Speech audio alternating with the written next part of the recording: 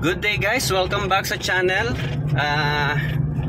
Pupunta tayo sa isang event ngayon na imbitahan tayo na dumalo sa opening ng isang bagong bukas na hotel resort dito sa amin sa Olongapo City. Invited tayo as a guest, pero may mga dala-dala akong ilaw dahil lang nag-decor doon ay yung tie-up ko madalas na si JDZ Wedding and Events. Okay, so magdadrive muna ako papunta sa venue. Magkita-kita tayo pagdating doon.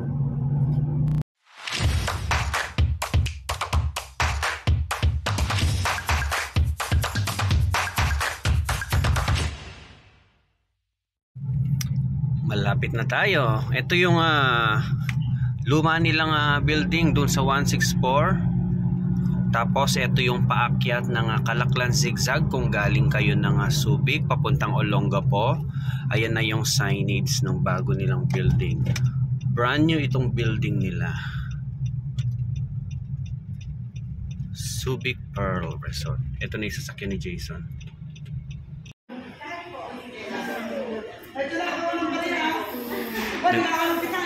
Nag-umpisa na yung blessing.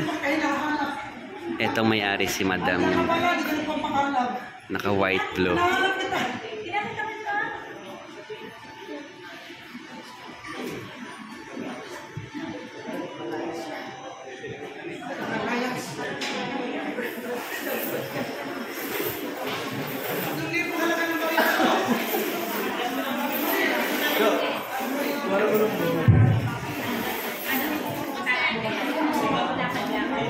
Ito si Joyce, tie up din natin yan. Si Ma'am Myra yung naka-pitch, siya yung anak na may-ari, siya yung kausap natin yan. Ayan na si Father.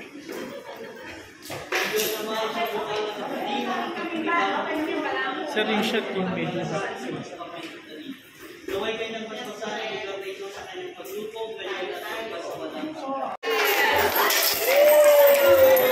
Oh, agaw tayo.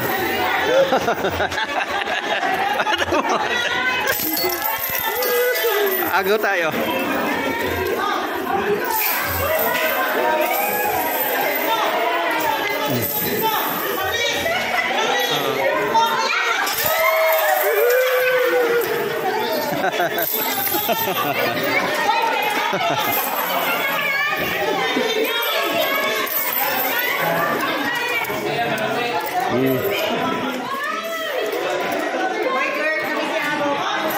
Pambay sa parking.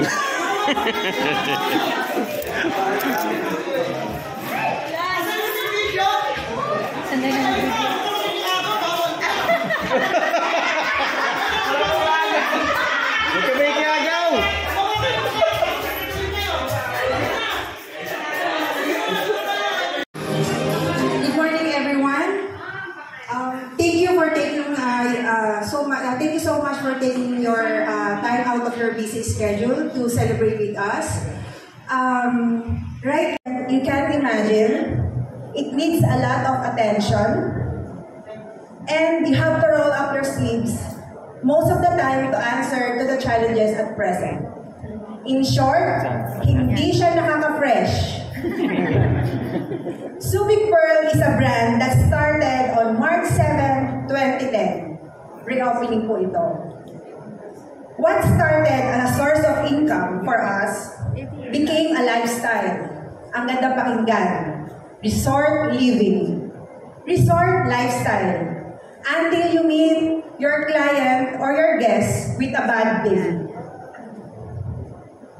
Subic Pearl became a baby for all of us, for the Ramos family. Right now, we have 19 luxurious rooms from the 5 NIPA rooms that we had way back 2010. With another construction suppliers, Multi-Rock Ready Mix Concrete Incorporated. Representative po? Nasaan? Representative po ng Multi-Rock Ready Mix Concrete. Ayan, wala. Now for our tiles, ayan. So glossy and very beautiful tiles. Matibay, kahit at syakan mo, di masira. From Hermosa Tile Center.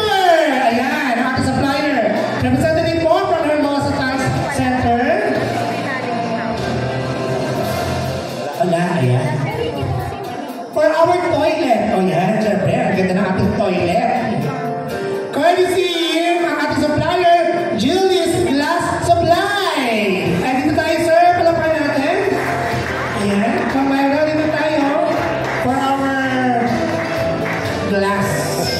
Ayan. Naka-vlog. Mamaya titignan natin yung mga toilet ko magaganda. Papasukin ko mga room at saka yung mga toilet. Buwan mo. Dapat malambot Oo, wala malambot yung komportable. Mapaputin. Ang nakakatuwa sa may-ari ng building na ito, lahat in-acknowledge nila. Ngayon lang ako naka-encounter ng ganito. Lahat nung naging part ng building na to in-acknowledge nila. Mismong katornil-trilyohan, no? Ultimo supplier ng mga tiles, pinasalamatan nila. Galing. Miss Joyce Isip, our event stylist. And dito po tayo. Our catering, Liz Catering by Roslyn Kimem. JDC Events Management. JDC Events Management, siya po ang nag-design ngayon ng ating event. Ayan. Gavin Audio Professional Lights and Sounds by Marlon Gonzalez.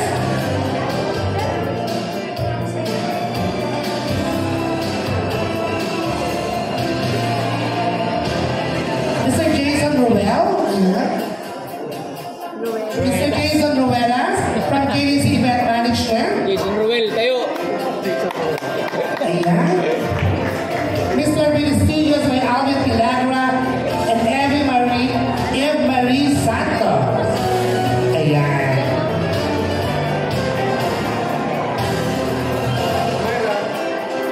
Okay. To make our possible happen today, sila po ang ating mga suppliers ngayong araw na ito. Palakpakan mo po natin sila. From the catering, the design of our event today, sila po ang ating bisita. Sila po ang gumawa ngayon. Ayan. Maraming salamat. Pero andito po kayo, showing your love and affection to me. God bless and mabuhay po kayong lahat. Salamat po. Okay guys, umpisahan na natin ang tour. Simulan natin dito sa labas. Mula sa kanilang signage. Sa facade ng building. Ayan, third floor. Fourth floor yan. Fourth floor tayo galing kanina. Doon sa pinaka-function nila. Ito ang harapan ng building. Meron siyang parking sa harap. Siguro dito kasya ang 6. Tapos 3 doon. Tapos dito sa harap pwede. So maluwag yung harapan. Bubungad sa inyo yung kanilang concierge sa loob. Yan. So ilaw na yan sa atin. Yung sound system hindi sa atin yan.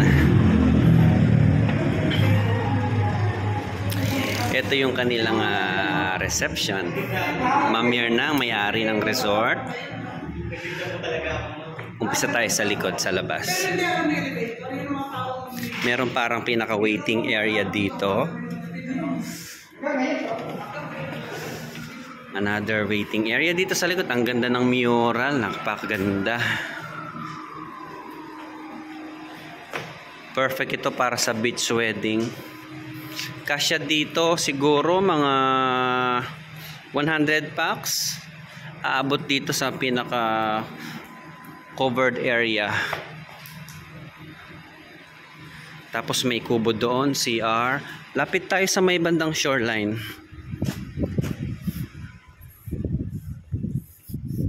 So, yun. Meron silang standby genset. Laki ng genset. So, walang problema dito kung magkaroon ng power outage. Mababa yung level nito. So, siguro kung magwe-wedding event dito sa beach, doon yung ceremony, then dito yung reception. Pero for sure aayusin ito. May mga naka-standby pa na mga bakal na ganyan.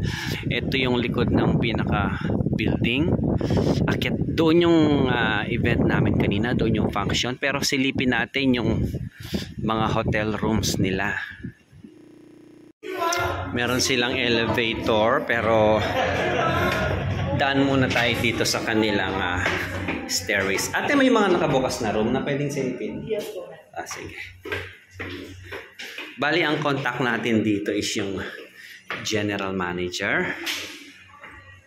Yung anak ng may-ari, si Ma'am Myra. Si Ma'am Mirna. Yung nakaputi kanina sa baba, yun ang may-ari, yun ang nanay. So, ito yung elevator. Ayun yung hagdan pa lang. Ang ganda na. Ang ganda ng hallway, all white. May mga bigas-bigas pa kasi kanina nagsaboy ng mga bigas. So, ito yung isa sa mga room dito sa second floor. 2 bedroom. So, kasya dito, maliit na pamilya. Halimbawa, mag-asawa kayo tapos may isang anak kayo or dalawa. Kami pagka mga bata, mas prepare namin sa lapag. Ang ganda ng kulay.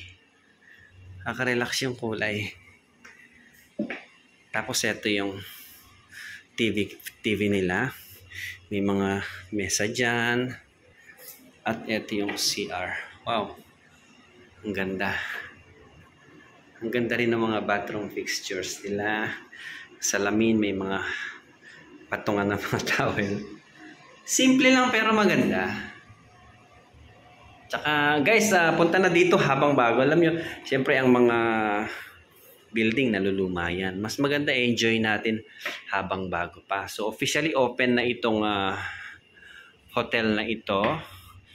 Pagdating sa rates, hindi ko pa alam ang mga rates nila. So pwede nyong i-search yung FB nila at mag-inquire kayo dun sa page nila. Ito parang additional bed na lang siya. Nasa baba siya. Or I don't know kung ganyan talaga siya. Pero maganda ito sa mga bata kasi mababa lang. Amoy bago pa talaga. As in, hindi pa 100% tapos kasi eh. Kaya amoy bago pa yung lugar. Ano ba ito? Parang secret door ba ito? Silipin natin yung CR. Ang ganda ng CR. Maliit lang. Sakto lang ang laki. Kasi hindi ka naman maliligo ng sabay-sabay para kailangan mo ng malaking CR. Hindi eh. Kasyang-kasya naman dyan isang tao. Maganda, malinis kasi bago.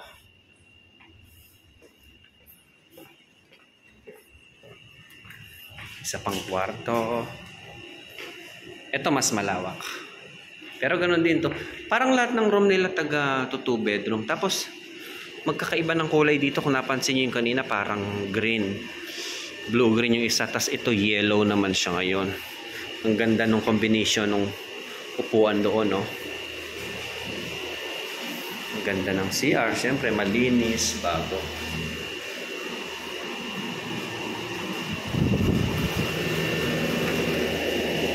Ano kaya ito? I don't know kung fire exit or pwesto ng mga aircon siguro. Malamig. Siyempre bago lahat ng aircon. Ayan. Silip tayo sa 3rd floor. Ito yung kanilang elevator. Clear glass yung niya. Pintuan.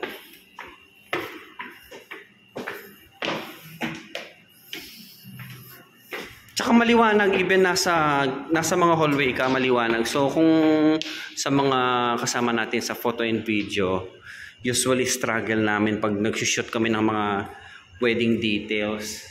Minsan madilim. Dito kahit nasa gitna ka ng pasilyo, maliwanag. Unang-una dahil all white ang pintura ng building, tapos maraming salamin. Kaya maliwanag.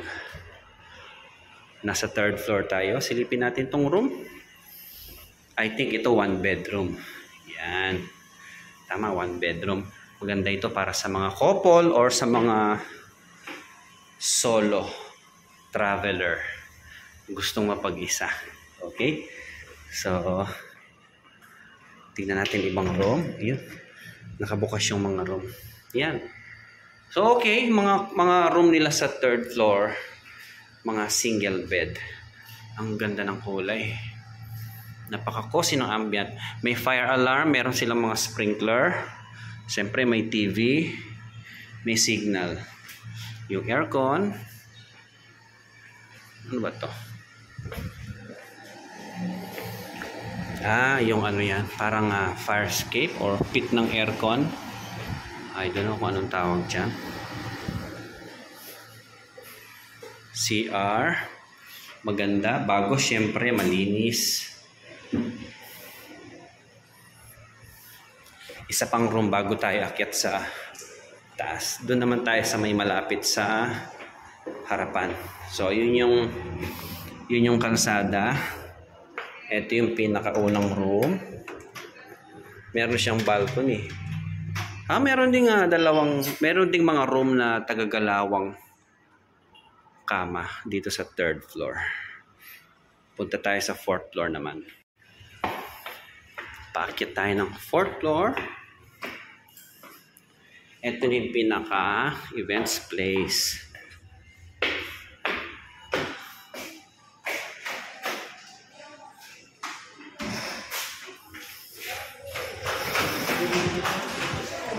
Unahin ko yung CR.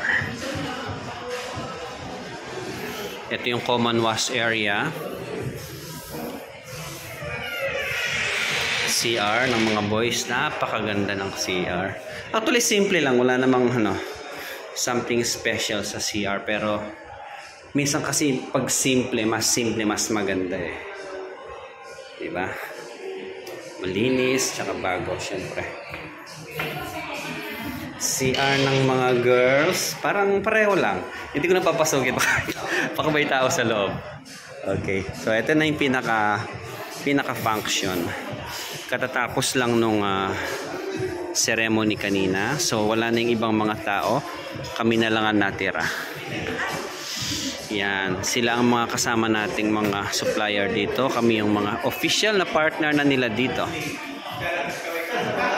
Kami yung mga nag-supply nung birthday nung may-ari bago pa mag-lockdown noon. Kaya noon pa man magkakausap na kami na pag nagawa itong bagong resort kami din ang magsusupply sa kanila, yung magiging mga tie-up nila para sa mga event dito. So dito sa labas ng function, merong parang open area, semi-open area, parang smoking area, or pwedeng gawing extension ng function pagka may event. Yan. Tapos ito yung overlooking ng Subic Bay. Pag lumabas ka pa doon, South China Sea na yan. Dito tayo galing kanina, doon sa venue sa baba. Okay, so yun. Para sa mga mag-event ngayong mga susunod na buwan or itong mga darating na Burr months ngayong 2023, naghahanap ng venue dito sa Olongapo City.